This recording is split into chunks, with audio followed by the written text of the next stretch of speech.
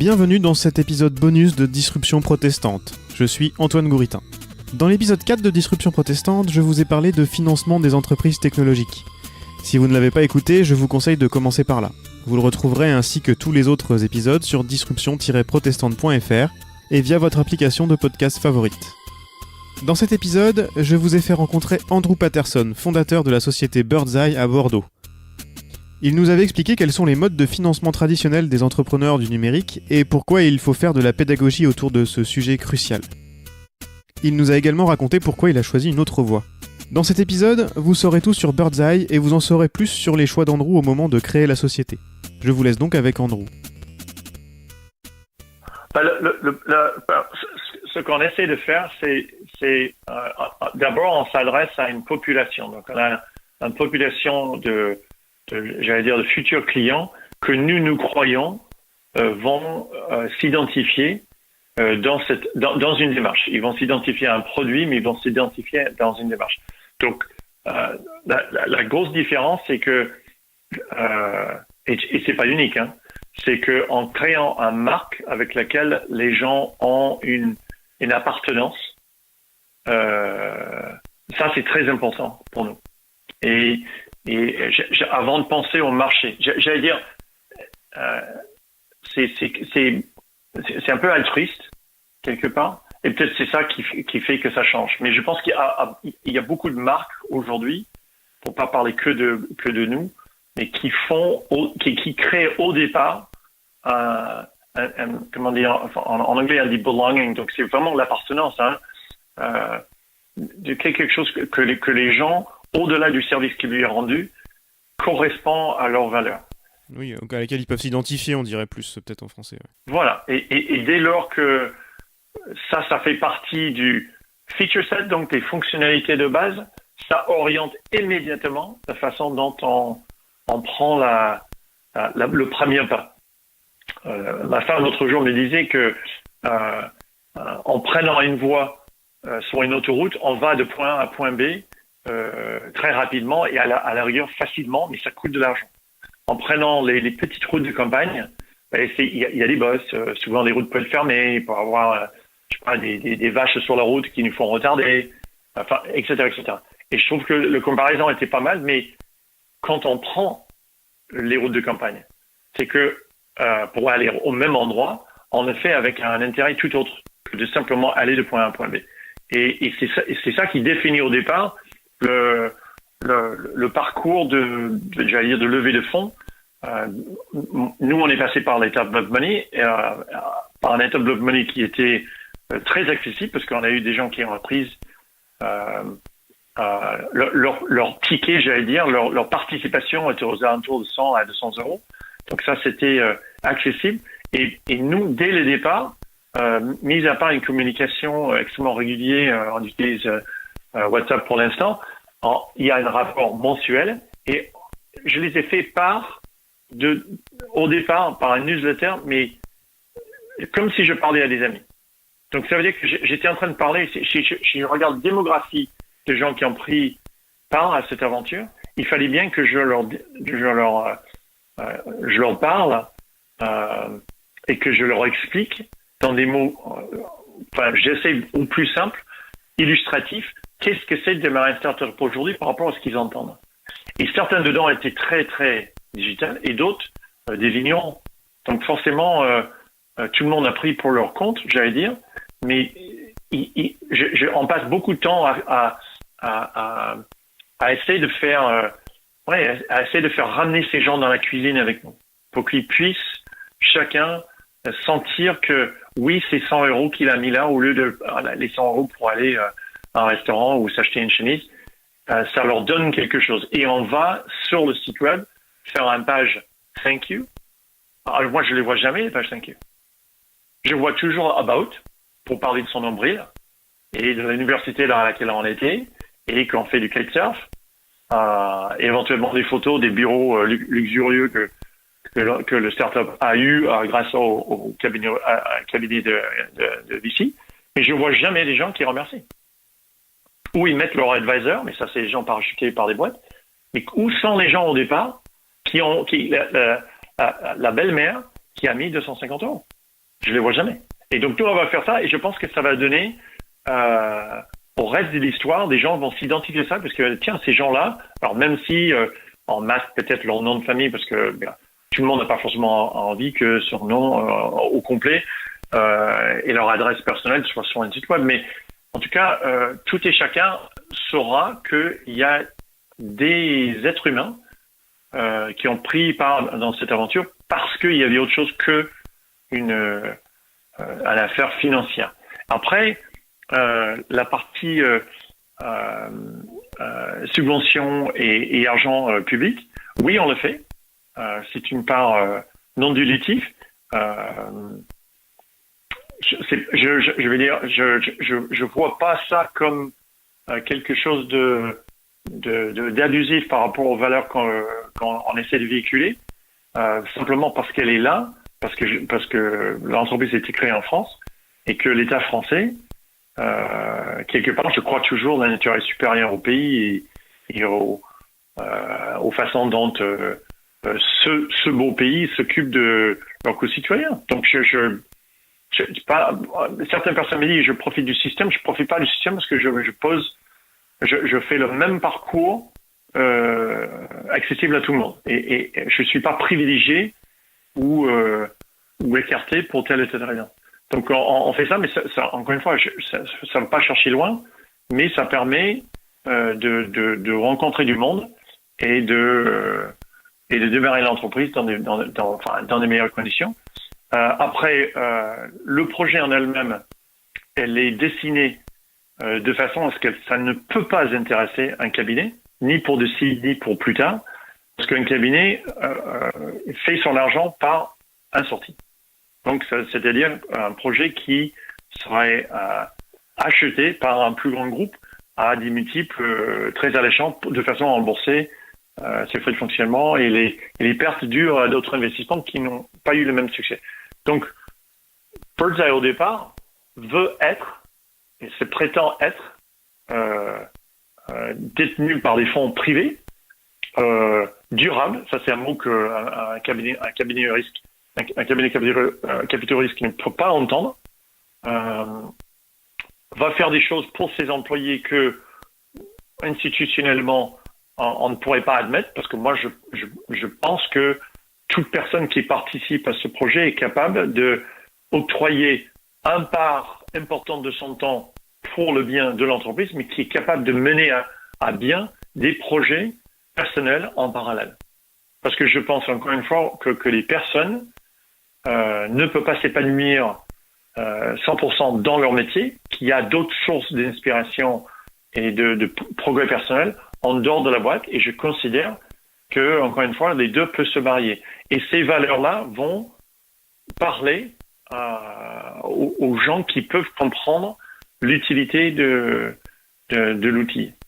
Mais surtout, j'insiste sur ça, on n'a pas besoin d'avoir de bureau et d'avoir des gens qui sont assis autour de table. On parle beaucoup du remote first entreprise aujourd'hui, et j'y crois parce que il y a des gens extrêmement talentueux de par le monde et qui vont pas déménager pour venir et qui, même s'ils voulaient déménager, ça correspond pas forcément à leur vie, qui veulent continuer de vivre et de faire ce qu'ils font là où ils travaillent, qui peuvent aussi, pour des raisons familiaux ou personnelles, ne peuvent pas se déplacer. Et c'est pas pour ça qu'ils peuvent pas avoir un travail intéressant. Alors, encore une fois, taxé de oui, vous allez faire ça simplement parce que vous allez avoir des travailleurs très peu chers à quelques coins de la planète. Non, parce qu'on va les payer exactement le même prix que s'ils étaient assis autour de table Paris, ou à Londres, ou à Madrid, ou peu importe.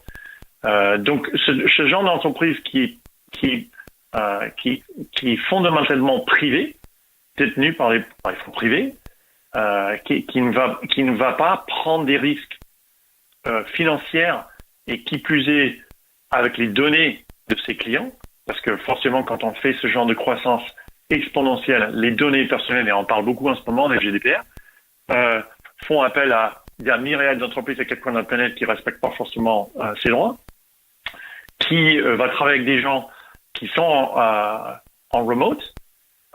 Pourquoi pas se réunir de temps en temps dans l'année, mais maintenant avec tous les outils qui sont à disposition, c'est comme si on était assis les uns les autres, et qui privilège une certaine type de mode de travail. Moi, j'ai dit family friendly, donc c'est un peu poussé peut-être en anglais, mais quelque part qui montre bien que la famille fait un part, la famille ou la vie privée, hein.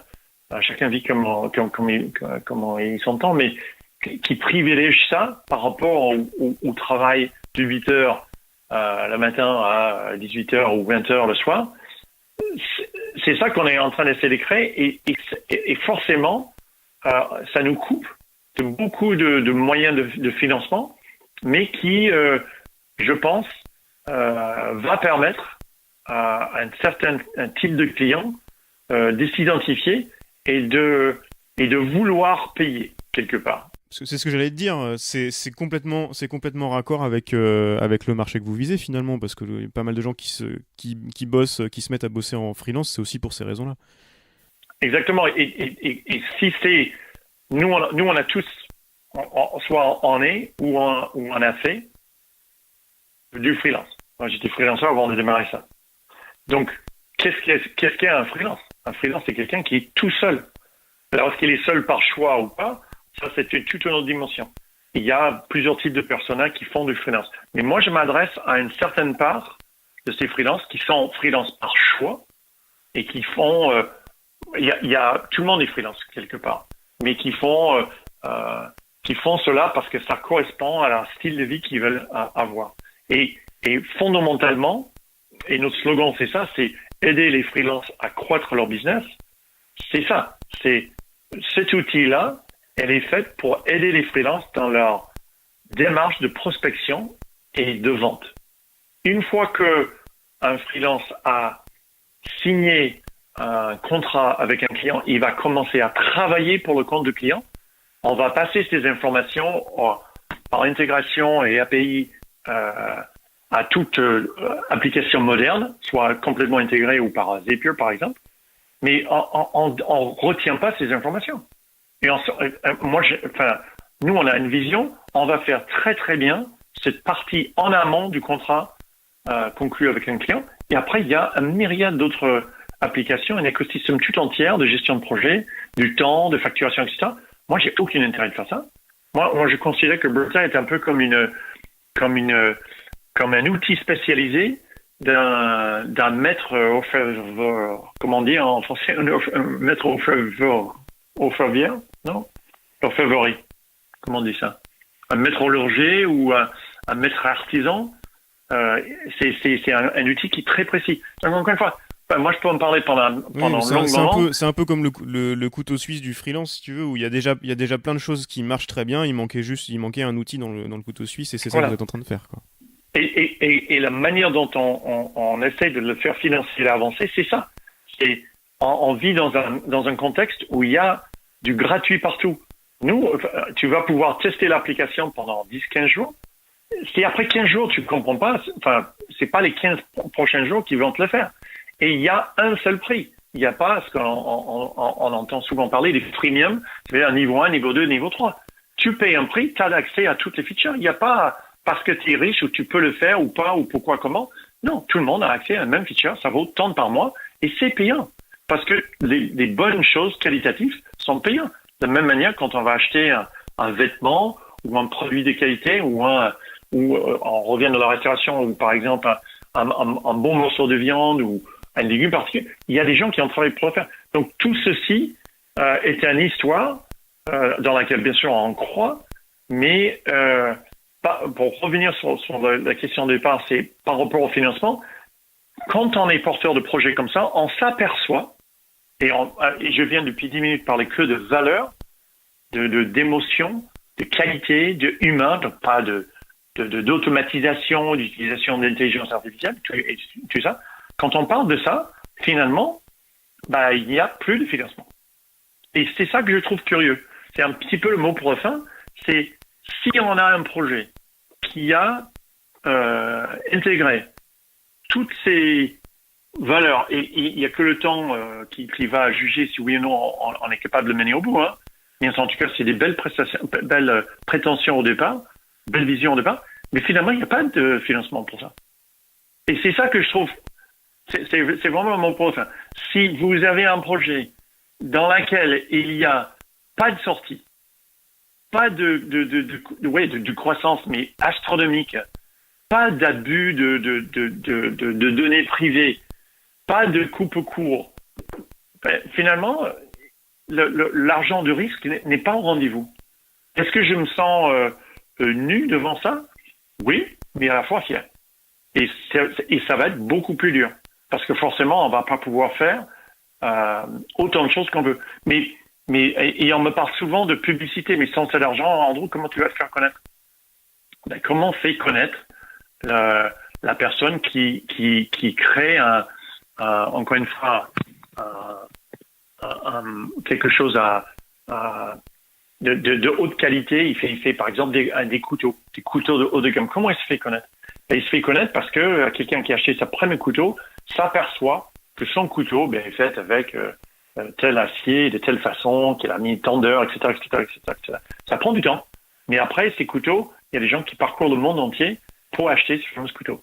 Il y a une très belle histoire comme ça, je ne me rappelle plus, je pense que c'est en Pays de Galles ou en Irlande. Bref, bien sûr, ça fait un peu hautain de dire ce genre de choses, mais quelque part, la mode de commercialisation d'un produit, encore une fois, au stade d'une jeune entreprise, est-ce qu'on parle aux gens comme ça? Non. Le mode de commercialisation fixe, quasiment, c'est un des facteurs financiers clés. Est-ce qu'on va devoir lever une somme d'argent mais fou pour avoir à la fois des personnes et des moyens publicitaires pour faire connaître ce produit? Et c'est très simple. C'est très simple. On est obligé de tourner vers les fonds risqués de façon à avoir cette couverture suffisante pour se faire connaître. Et de même, aux deux spectres du projet, on a des entreprises qui vendent un service qui coûte très peu cher ou qui est free et qui eux-mêmes, de par cette modèle, ont besoin de faire ça. Donc ça correspond bien.